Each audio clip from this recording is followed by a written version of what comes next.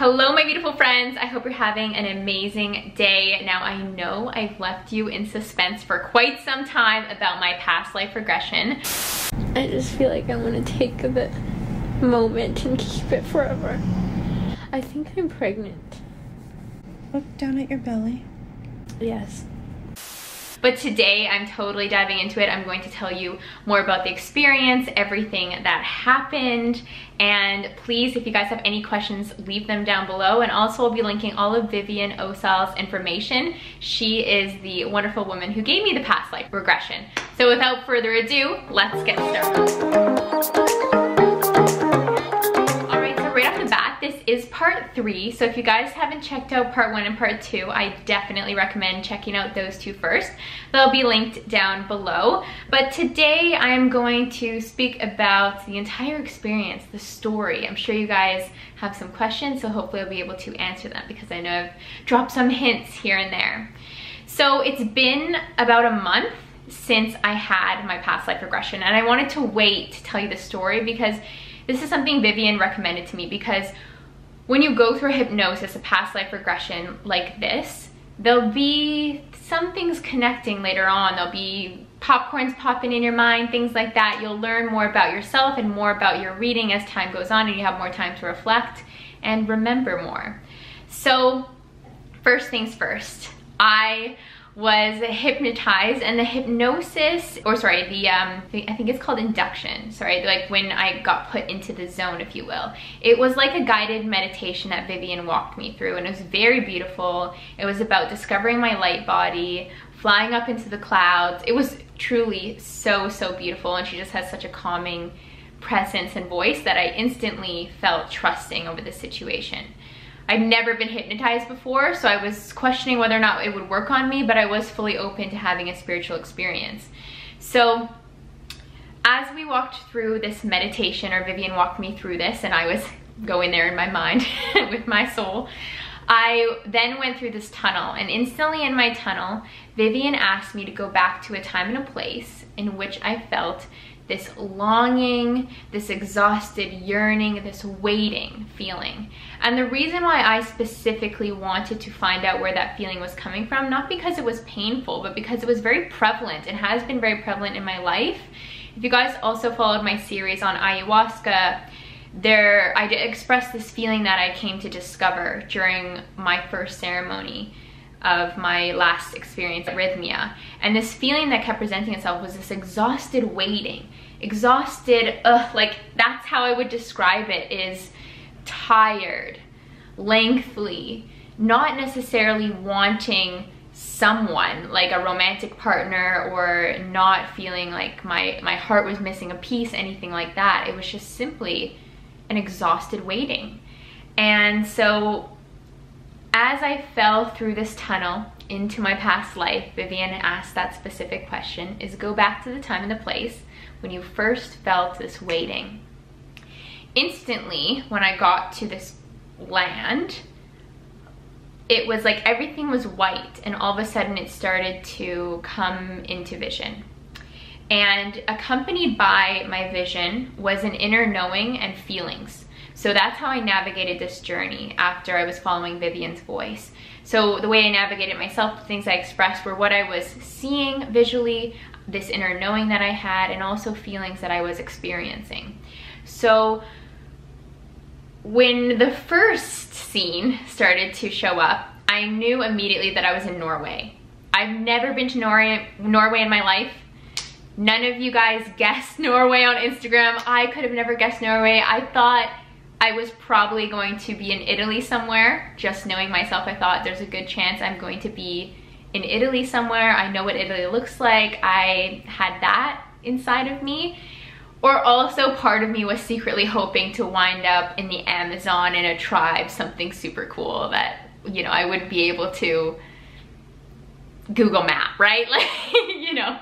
But what happened was I found myself in Norway. I just had this inner knowing I was in Norway. And Vivian asked me at first to look down, and I saw that I was wearing this raggedy type of dress. So right then and there I knew that I was a female. I saw long blonde hair, but I was looking down as if I was in this physical body. I had this inner knowing that I looked very similar to what I look like in this life as Zoe. So that was kind of cool. And I looked over and I saw a cabin, like a wooden type of cabin, and that was my home. There was smoke coming up from the chimney, and as I looked out, there was mountains all around it, and there was the ocean in front of me, and there was some cliffs around there.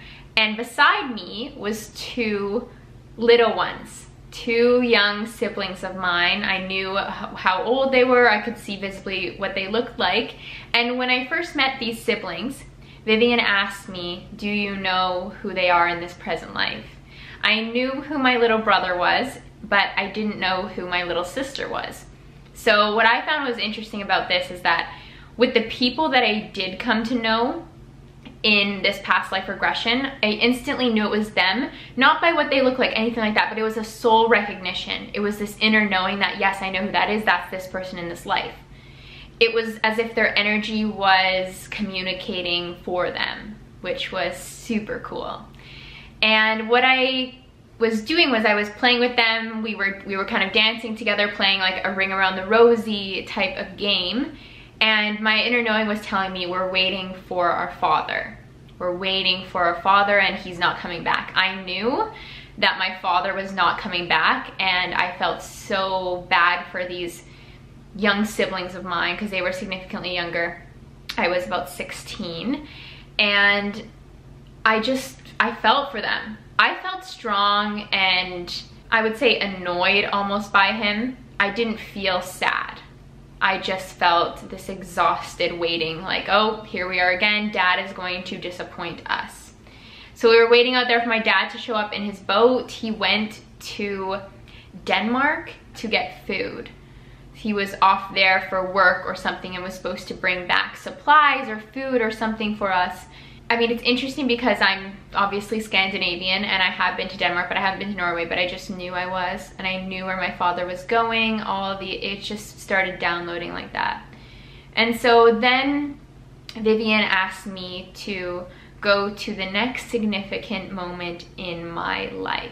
And whenever she would do that, she would just say like, okay, I'm on the count of 3, and then she would just tap her hands on my shoulders, and then instantly that image would go back to white and it would fade into a new one. And the next vision I had was when I was in this log cabin and I was with my mother. And this was shortly after this experience with my siblings. And what I knew to be happening was that my mother was deeply sad and disappointed by her husband, by my father, but she never wanted to talk about it. She never wanted to talk about it. She just was in the kitchen, but she wasn't even there. That's what I found interesting about my mother's character. She wasn't even there, and I knew in that moment that my job, that my dharma in that life was to take care of my younger siblings and take care of my mother. I had to step up to the plate, and I think that this was the time when I finally decided. When I saw my mom, after she was putting around the kitchen, she went and sat down by the window and she just looked outside the window, just completely vacant. And I knew in that moment that that's it. I can't rely on her or my father to take care of this family anymore. It has to be me.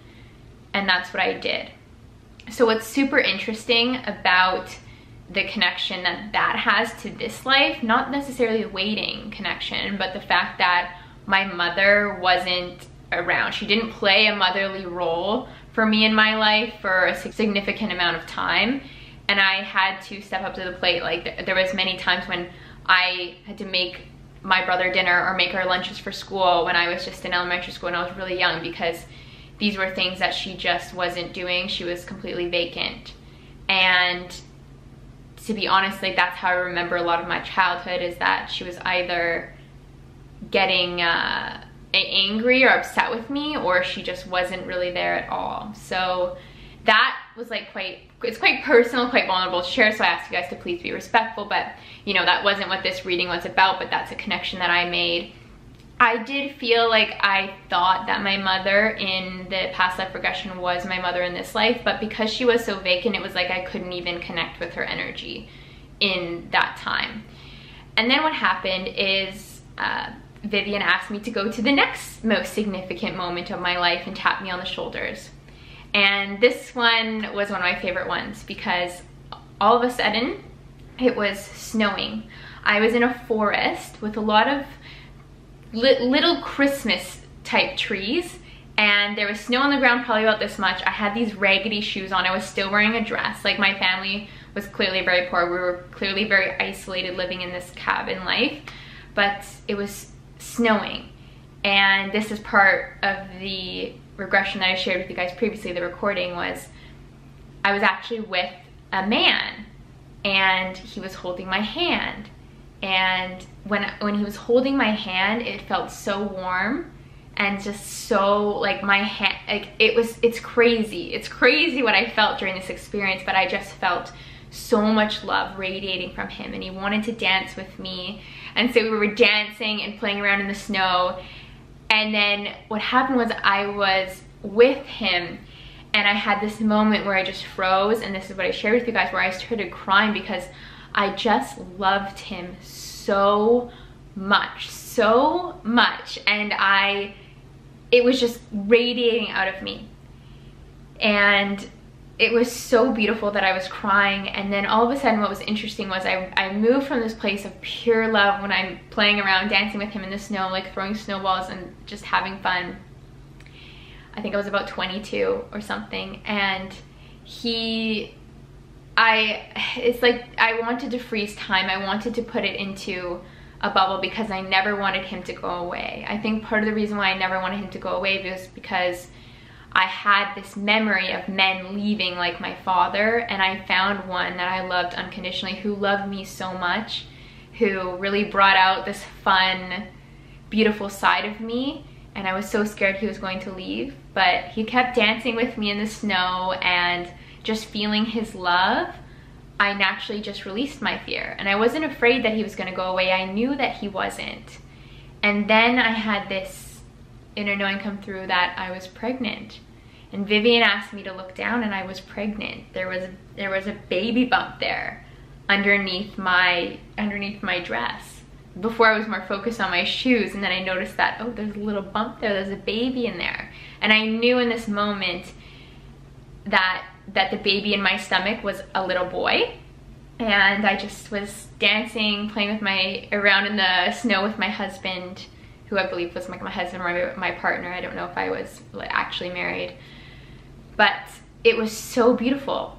It was just one of those most precious, very simple moments in life. And it's so interesting because we always remember such simple moments where we just want to freeze time, right? It was just one of those absolute beautiful, beautiful moments like that.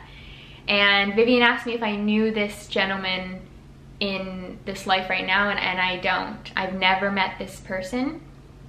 Based on how the rest of this reading went, I mean, this person could very well be my child one day. This person could be a new best friend down the road, because you just never know. It's just all pure unconditional love. But I don't know this person yet, so I found that to be super interesting. And the love was just radiating and radiating and radiating. And then Vivian asked me to go to the next most significant moment in my life. Tap me on the shoulders. Oh, tapping Princess Jasmine there. Tap me on the shoulders. And I was in the cabin and I was giving birth. So I was just finishing up the birthing process, and it was a baby boy.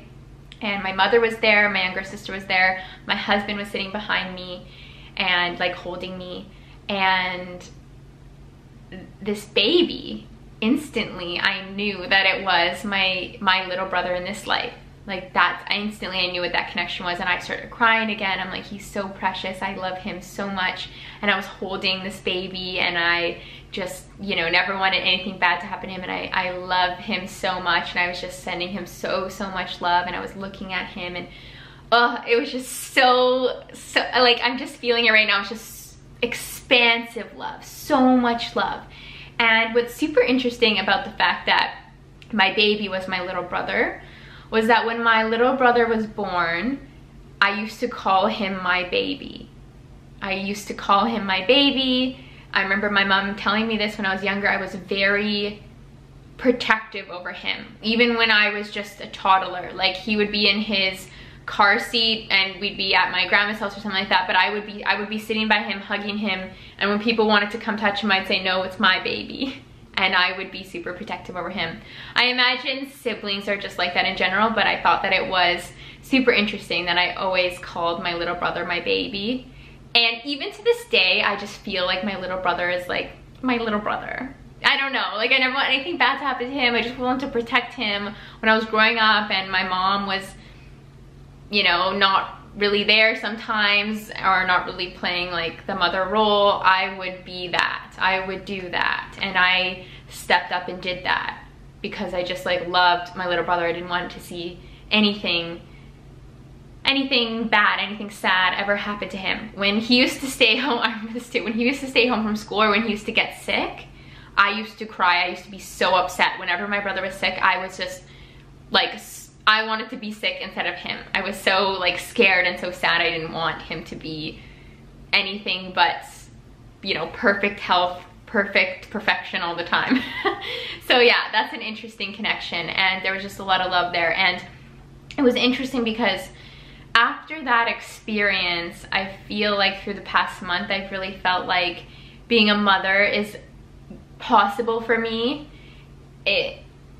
Through my journeys in ayahuasca, I would say that my last experience at Rhythmia was very much had a theme of preparing me to be a mother one day. And after having an experience like this where I literally like felt and had a child in a hypnosis, it felt like, yeah, I could do that. I could do that one day. I could be a mom one day. I'll like intuitively know. It was very interesting for me because based on my relationship with my mother when I was growing up, I just never knew if I knew that I would know how, because I didn't have one. And yeah, and so Vivian brought me to the next most significant moment of my life, and it was when my son was about 12. He was so cute, and he had brown hair and like lots of freckles. His dad, by the way, had red hair. So yeah, he was like ginger, very tall, like definitely I feel like he was probably from Scotland or something like that, so super cool. And yeah, he, my little boy and I were at the same scene in front of the log cabin by the ocean, by the cliffs, and we were in the grass, and we were just walking, and I was holding his hand, and I was telling him the story about how my dad never came back. And I was telling him that I would never do anything like this to him, that his mother would never leave his side, that I would always be there for him. I'm always here with love and just expressing all my gratitude for him. Hugged him, crying, felt all this expansive love all over again. But it was truly such a beautiful moment because I was giving him the love and the confirmation that I never had from my own father. I was making sure that my son knew that I would never repeat that pattern. And then, you know, next significant moment of my life, Vivian actually asked me to go to my death when I was leaving this life. And I was in the log cabin, and I was much older then, and my son and my husband were sitting beside me, and I was lying in bed, and I knew that I was sick, and I knew that they knew that I was sick, and we all knew that I was dying. It wasn't a shock or anything, that I was having my last few breaths, my last moments on earth. And I was just lying there, and I just was saying thank you. I was expressing my gratitude, and I just looked into their eyes, and I just knew that I had the most loving life. I had this beautiful family, even though there was just the three of us, like besides my mom, my little sister, my brother, but this trio that I had, my husband and my baby and me, it was so beautiful. It was like I had all the love in this room that you could ever need. And then I left my body. I watched myself leave my body, like my soul, instead of being in the body, I was leaving it, and I was in the ceiling, and then I was like outside of the cabin, and I was crossing over, and it was the white light, and as I'm crossing over, I'm just sending love and healing to everyone, and it was really a beautiful thing. because I just realized that that whole life experience, this whole life experience is all about love. It's all love. It is all love. It doesn't matter. It's all love. Everything is love. And I was crying, and then as I was taking my last steps over, I realized that when it came to my father and sending him love, I was resistant. I felt like I was leaving that life not fully complete with my father. And so Vivian asked me if she wanted to amend this a little bit. So we did a Ho'oponopono meditation that is, I am sorry, please forgive me, thank you, I love you. I am sorry, please forgive me, thank you, I love you. I kept saying this to my father, just the essence of the soul that was my father. And I felt like I healed a lot of that. In crossing over, I healed it, and it was healing inside of me as well. That resentment was dissipating, and I was able to forgive and leave that life in a place of more love. So it's interesting because I wonder if I healed the past. I wonder if that Zoe, that Norwegian Zoe, past life Norwegian Zoe, if when she left that life, if she left with resentment to her father, and now I, in this timeline, went back and healed it. I'm very curious. I would love to know your guys' thoughts if you think that, based on everything, that there's a possibility that I healed that past life now. And I crossed over, and Vivian walked me out, and it was truly such a beautiful experience. Like I said, lots of popcorns popping, lots of connections made, and I mean, I was in this for over an hour, and there was quite a bit more to tell you guys, more details, things like that, but those are the important parts. These are the most significant moments of Norwegian Zoe's life. Anyways, I would love to know your guys' thoughts, opinions on this. Would this ever be something that you would like to try? I know for me personally, I'm definitely excited to have a past life regression again. It was so healing, so beautiful. In that past month, I feel like I've done a lot more healing myself in my personal life, but it's just been effortless and easy, and just that recognition that everything is love has stayed with me. Also, I don't have this exhausted feeling of waiting anymore. I don't have it. I don't feel it anymore. It's like the connection was made and bye. Like, I don't have to feel that feeling. It wasn't a bad feeling, it wasn't a sad feeling, it wasn't a happy feeling. It was quite a neutral feeling, but it just wasn't really serving, right? So now that's gone. So that's very interesting, because it was something that started to just come to the surface more frequently, and I'm like, I'm not bored, I'm not exhausted, like, what is this? It would just come in waves. So now I understand, and yeah. All of Vivian's information will be linked down below. I hope you guys check it out. I know that we're all, at this point in time, whether or not you're watching this video, we're all self-isolating right now. But I think self-isolating is the gift of time for all of us. It is a time that we can all use to look within. So if you feel like a past life regression could be healing for you, definitely reach out to Vivian. Such a beautiful angel she is. Anyways, thank you guys so much for watching, and I'll see you again very soon. Bye!